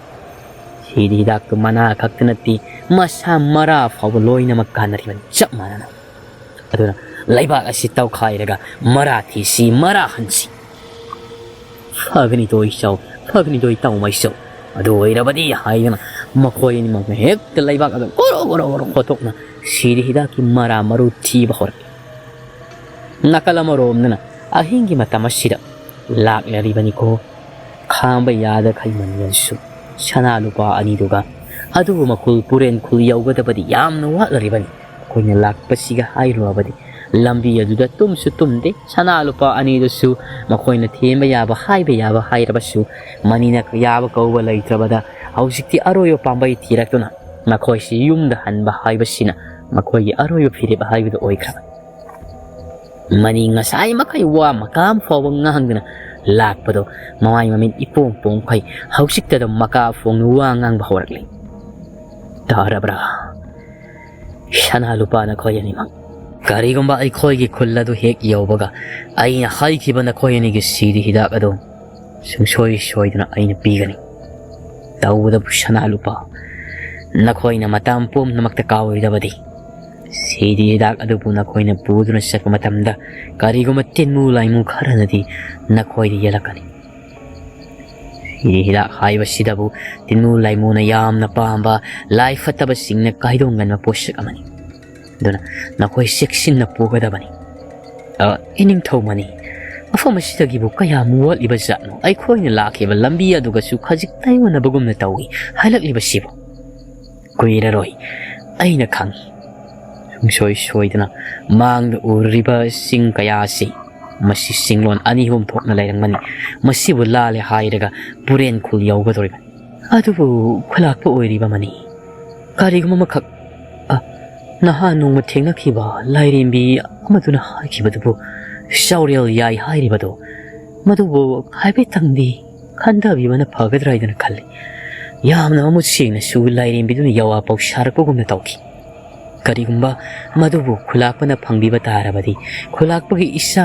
anabam oiribadusu soiduna phagani na khalli yak tangni mani thoram liba sagol adu chaplepi aduga shana lupa ani makti yeng makshu haigomna masigi mastangda nungnangduna lairamlibani khudak asida Lairen bi adu buthi duna mak saurel yai hairiba sibu launing ba poglakli sagol mamai sumning bakli sana lupa ani maktu sap leble hairaga sap manana nakal lagi mani adu da yengaga lai manina sumi na koina hairedi basi saurel yai do ay su madubudi phangni ipa tolen thiba laklaga ipa gi khungul liba phangdaba tarabasu adudi nakhoi ani ai gi mateng pangba ngamgadra ngamgani ining thauna haiba khulaka mani na haiba da ai khoi na samai laigada ba mata laiti takda takpiu namang thana chachagi sirabasu namang thana sijagi phari adoi ba tarabati mafumashidagi kha shomda shom satkadabani aduga ai khoina ahanba panna leki chana khongang shaurabado mana punglabado madugi mana tagadabani aduga Lairen bidubu ai khoina koi thi hairaba matamda mahaka pukmen pawmai narasi saurel yaidu mafanglaba tarabadi aisu ikul hankyo matamda mai sepakna karigomba satluriba sigi damakta hena kanaraba hena ikoi oijiningai oiba posyak ma fangli haidana haramumi tamgani khali fagani duklakba haidana makoi mamai sum khirami nakala maromna kamdauri ahin sabuki matamasida mayombi mahaka loinariba isagola duga kadai waiduna lairiba singamagi singonani singola sida maki sawa usegaduna mayombi gi masa sibu kanna senabiduna lai mayombi nahanongma Laikakda tharo thamal kaya shalibaduda thengakhibi Lairen bidugi mana mani natragana layetinit pa oigadra masasi kariguma mong amada tawduna lairamani ko karishuna tabada pangkhangda khangi ingthamsu pangsan sal duga mahaki masagi tukhong pumna mak lauthok le hairaga karigumada chap yu masigumlo mayom bigi mong bataw kaya si isagula dunadi taibang mi natabanina karamnadi khanglugani layok tinokpo oiramgani khanglabasu mayombi masana ingna thak niklibani ko isagola dugi matu tharabaduna khomjila fauba adama aingba faugumna nikli kari tawganamno khangli isagola dusu mayombi sibu puraga sana khumai kai tambana phakigadra haidana wakhal dadu laklari bani Maduna Pagataba Mali, Mayumbi si, Aina Queen upon the Tamlabadi, so shows for the Makudong Tiban Lakani. Makna Panaya Drabasu, Mahang Chachi Hibe Yadrabasu, Maki Sangja from Oiga the River Sea, Sanaku Natana, a day late. Pari, I mark Bodun Chalari. I gave a boy even my own be. Nang Miku Paradi, Warabasu and Kamatabaniko. Hida, Matamoin, the Kali Hidaga, my own be tucked Miklibado. Mark Mokong Animakuna Shauraga. Mark Matadu the Siena Mina Konvogum the calling my own bit. Matagi Matu Moon more Laura Bakayaduna, my own Migi Masadu Lumhali. Noga Kudakta, Sanako Hugi Maikaitamna, Paiduna Laklam. Mahakna Sanakugi Maikaitamna Laklibasi, asengba Sanakugi over the Mayombi asibu, lying on the Karamba Pivamda. Luna Sanaba Torakadribra, Natragan, Tati Tatina Tantorakadribra, Haibadudi, Yeng Batari, Ngai Batai Nakalamarom Nakamdori Lai Parigi, Xanakul Ladiba, Kunte Kuldudan Kunte Kulasida Lairiba, Lami Singado, Nichina Singado Nak Shen Lairi. How's it how Sanakul the Hankidri? Nauru the Bishagola the Su, Mahaksu Adumak Masi Liang than a Lairibani. Kunte Kulasi, Sanakunung Machiamada Ningtau Lai Pari, Krok Nakona, Mabukai, Kagna, Piadungaina Tumli. Laimarin Bitarit at the Su, Tonganba, Fam Tariba Singa to the Tum. Masimo Masi, Kanana Su, Uvada, Kalakninga Iwa, Oidrabasu, Lai Pari Yairam Lengisinadi, Asukimati Kalak from Oil. Yaitamba Gumlaba Lai Sagol, Angovugi Sagol Sayang to the Tunga, Mahakadai Maikai the Laki Haibabu, Kunte Kulasi Maikai Tamnalak. Kunte Kugi Sanatonga Padu the Lip, Ingo or Sagol Takadagi, Lai Pari Saktam Chapman or Lavaduna, Makwang the merely hiding yemly. A koi was Sintung. Masilda Sosum the Tapmasoli. Kang Loidrado, Nangi Sumatam Yorak Lagani. Matamaduda Nang Bushu Aina, Luriel Kaklaga Hairaga, Nangi Pambala Sibu, Lai Sagol Angoba Shadongba Ayhang Oigataban. Karigumba Kula Sida Aina Ninko Kamal Pambatarabadi, Ngamloida Karisulati. Somna Iringa, Lai Sagol Angoba Sikan the Kanakongley. Mahakti, Kwaidigi Mahakna, Mapung Pana, Yengnabo Oiriba Yaitamagi Sagol, Lai Sagol Amoduga, Samayung Yaba Haibasi. Amorom the Lai Sagol Angovasi, Yamna Pari. Yaitamaga Samayung Yabagitama, Aduga Amarom the Yamna Fataba, Sagola Mahaibasu Oiriban. Kudakta, Makoyani Mafamasibu Tadok Lamnaga, Singmang Mankri. Yaitaman Kaidung Lairiba, Mafamadutam Nilagriba. Yaitama Akshu Kangauri, Kanagi Matung Ingadabano Haibadu Kanga, Maki Hana Lyric. Tokhiba Lyric Fakiba Singmang Aduda, Admuk Lairibani. Maichou Ahumna Pudun set Krabalai. Amasida Kangodana, Lai Sagol Ango the Lakpagi, Samil Fanglabada. Yaitamakuda Tang Sang Pairaga, Akoiba to the Yingli. Kangodi, Minna Kupada. Togley, Lai Sagol Ango the Sumamanga Duda, Sagol Animak to Ekta, Angambit Hadran Tanai. Aduga Matakatong Liba Yaitama Madilai Parisu, Makuta Pairiba Tang Sang Singaduna, Land Tangari, Angapani, Tang Lava Ahinga Sida, Ango Wana Mapung Pana Kudum Salava Sagola Madi me. No, Amuwana Mapung Pana Kudum Salava Sagola Madi Yaitamba, Aniasi Kana Land Tangari, Lambanari. Aniasi Tangnaba Yadanaba, Lai Hangtak Tokai Tokaina Krabasu, Tangnaba Coding Yen Kaunabagum the Kaunariban. Nakalamarom na kamdauri Maichou humduna laimit talaga yeng matamda uri Maichou anina sidida kan kona tiribado puren kulgi sidida hubising aduga maiba tolengi maramdadi makoina khajik likul fawba liba tiba fangdri hausik phaw asi khakta sunatna makoina hausik yamna warari basi chau pukok oiri basini mahakni langna phana ngamdri basi Maichou humasi makoi tongan wa taibang padu gi lakleba Maichou pukok asi matang lamban rabasu makoi nok na thokadoi laimi thalib do pangthorak le hairaga makoi yengnai karam tawsige haidana pukok oiriba Maichou duna mai khoi na kaidong nungda samayong yaba yararoi masidi tawbadabu ay khoi gi mateng pangbiduna makhoi sibu khudum senma ngamgadaba misak ama thiba tabani miram lena sidagi adudi Maichou pupu oiriba kanagi mateng nai khoina makhoi singa sibu ngamgadaba urabra yengu tamna mafam asidagi sakribasi tabali mangal sida urangani makutta saura mayum paire hargi yengu kutilaga yengu ore mi waija kanglum topa taibang palgi lagli ba singaduna mafam asidagi nongpok pang lamna sakribadu makutta mainam paire sang tingalaga sakribadu ore kamdoguni sidi Maichou puku oiriba Maichou Ahumna du bulak na ba ngamdringaida makhoi mi waija kanglum singa sidi kamdograkani masi khama ngamlaroi thengna ba mi woi pum namak makhoi loiram lagadaba khunja ahumsu makhoi na ngasai miram lena sida sapong lakpadagi loi khrabani singnung manga taba mi woi bagi khunja karino karano khangdaba sagani thakani khakhangba mafi marol phau men man ta daba khul ahum di makhoi tum khrabani makhoi di samayong na balai yana nai khoi na samayong yana ba singadori basi Maichou amadi makhoi gi lusing purel oiriba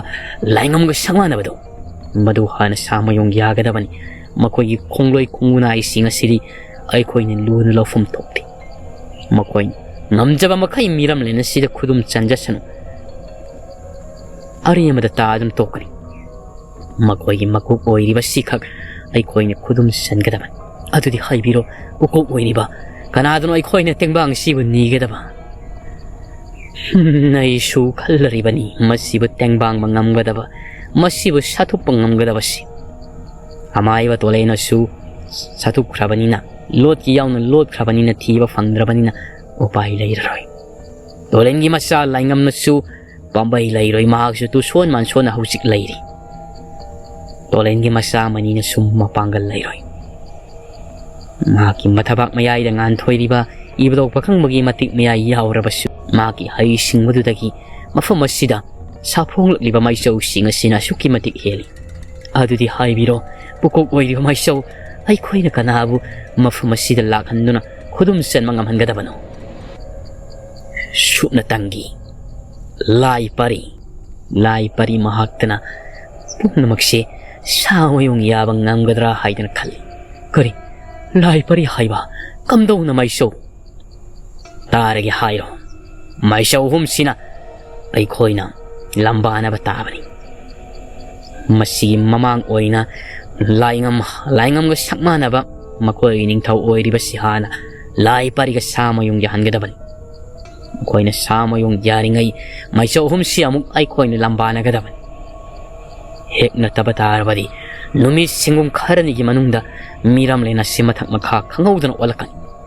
hingna ai khoi su sigani ai khoi de dumak sathokigani adu miram lena siri matam pum namaki oina hagot pangamloroi daba mawng mang takragani kanana su kan mangamloroi hai biri basibu Maichou pukok oiriba lai pari hai riba dudi matik mayai su kari su yaubanati isam chaman khara aduk mapangal kanjabagi wani mahang karamna laingam ga sangmanaraba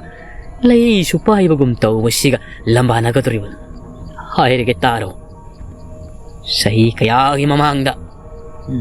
khoyum lai pangan bagi masa oiriba lai pai ba khoyum lai minglen thawai japang thoibana